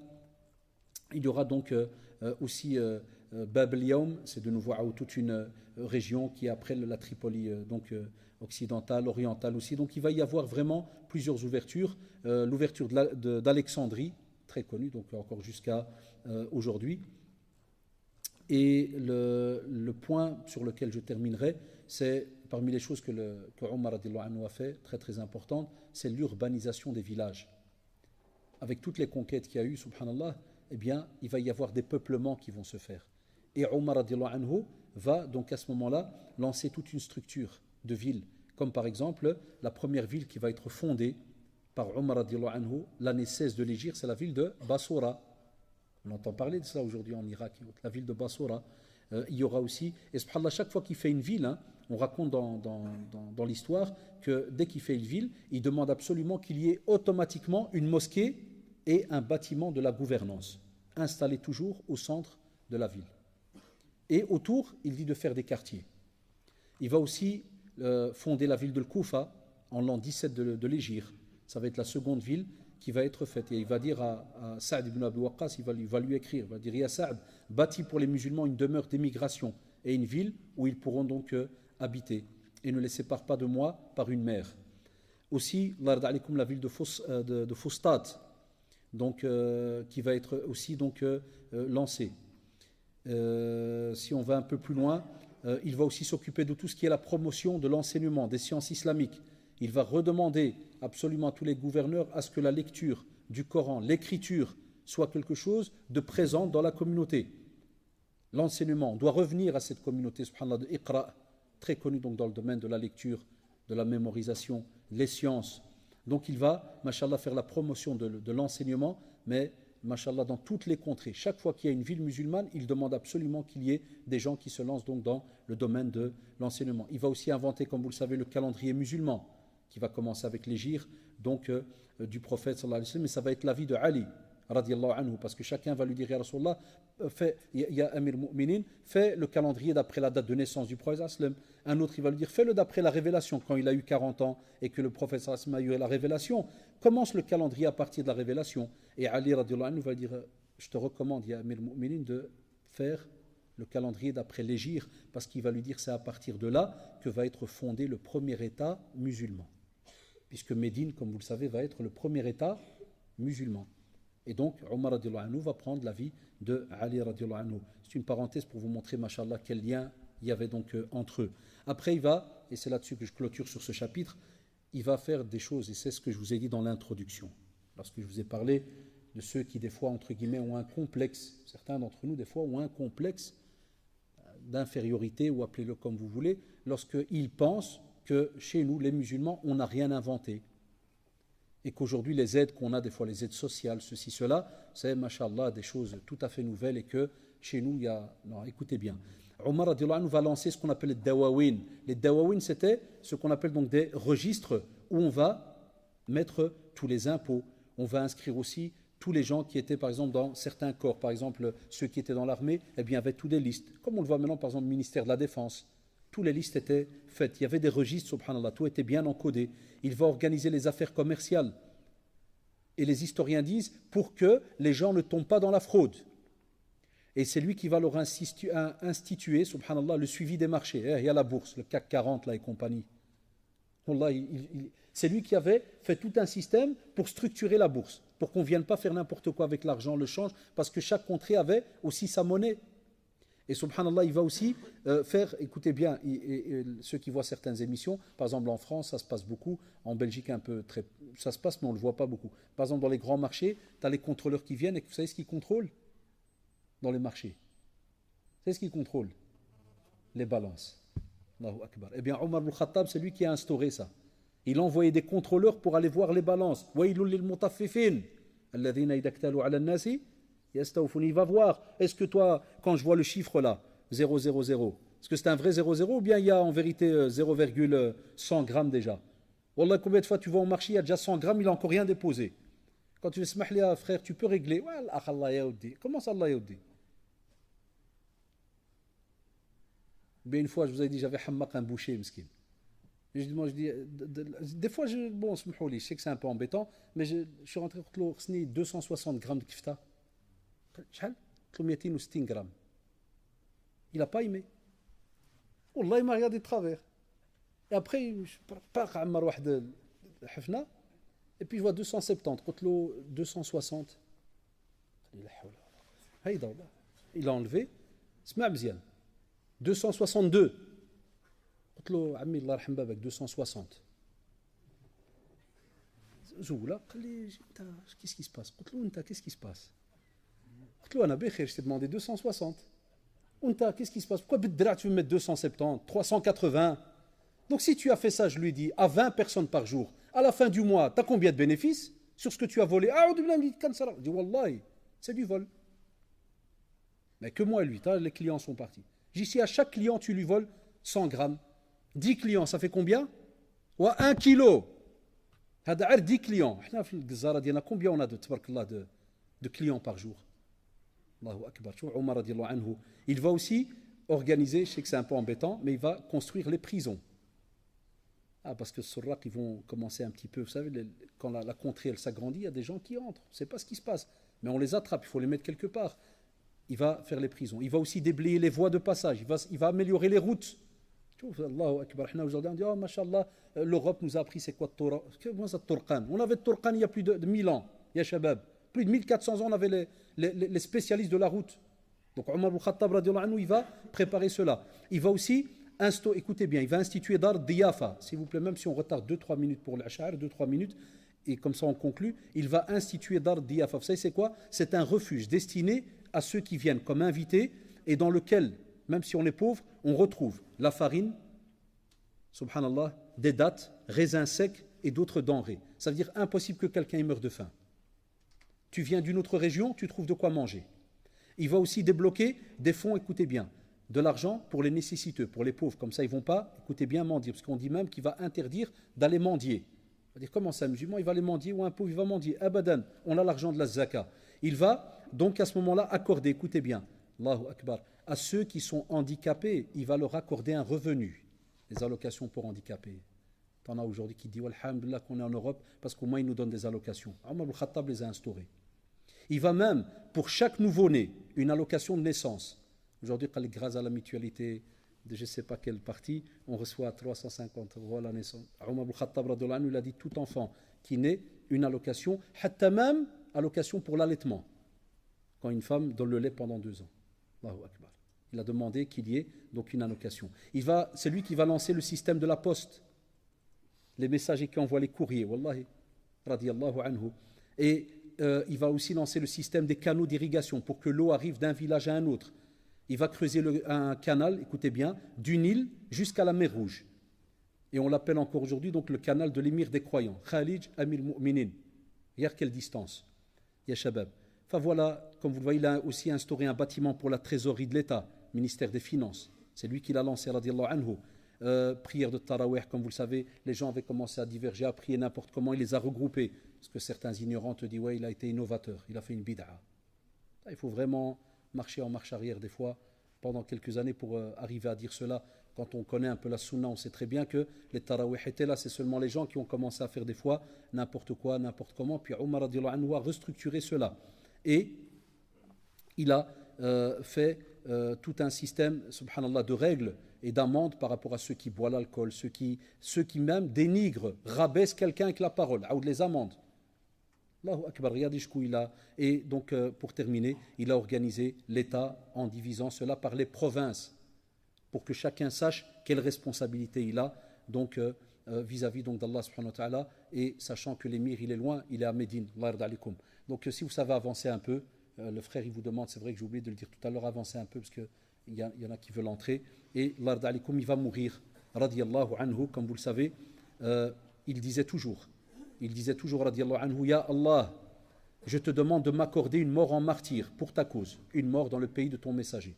Omar radiallahu anhu demandait toujours, ya Allah, si je meurs, que je sois parmi les shuhada et dans ta ville, celle du prophète sallallahu alayhi wa sallam, donc à Médine. Et comme vous le savez, Allah subhanahu wa ta'ala a répondu à sa demande, puisque Adou Allah, celui qui s'appelait Abu Lu'lu al-Majousi, c'est lui qui va le tuer. Quand ça, la 23e année de l'Hégire, Omar radiallahu anhu est venu pour prier la prière de l'Fajr. Au moment où il a prononcé le takbir, Abu Lu'lu al-Majousi, qui avait préparé un couteau empoisonné depuis des semaines et des semaines, va venir, va passer entre les rangs et va poignarder Omar radiallahu anhu à 6 coups de couteau. À un point où, comme vous le savez, donc il va le tuer. Les compagnons ne savent pas vraiment ce qui se passe, parce que c'est la prière. Il va essayer d'Arab, il va tuer 7 autres compagnons qui étaient en train de prier.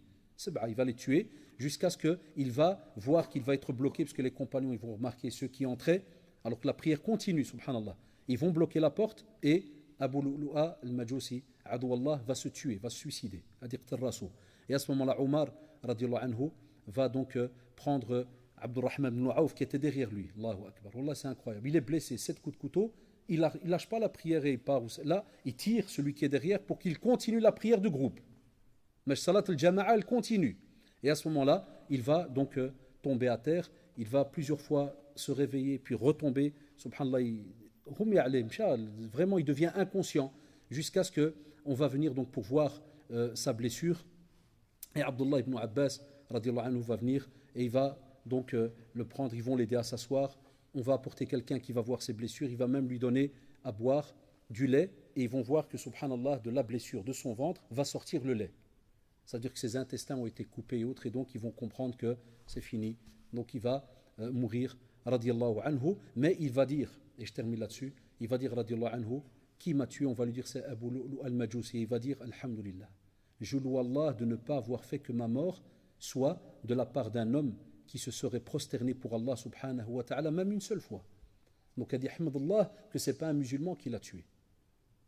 Regardez le mawqif, quelqu'un qui est en train de mourir, il est calife et autres, et le principe c'est quoi? Premièrement, que la prière elle continue, et deuxièmement, alhamdulillah, que ce n'est pas un musulman donc, qui m'a donc tué. Et voilà, à ce moment-là, Allah radalikum, comme vous le savez, il va mourir, on va retrouver qu'il avait une dette de 86 000.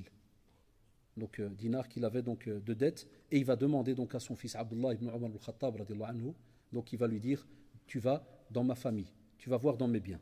Si dans ma famille il n'y a pas assez, tu vas voir alors dans ma tribu. Mais tu ne vas pas demander à quelqu'un d'autre, sauf dans la tribu de Quraysh, parce que c'était leur tribu. Donc regardez aussi l'importance avant de mourir, de laisser les recommandations.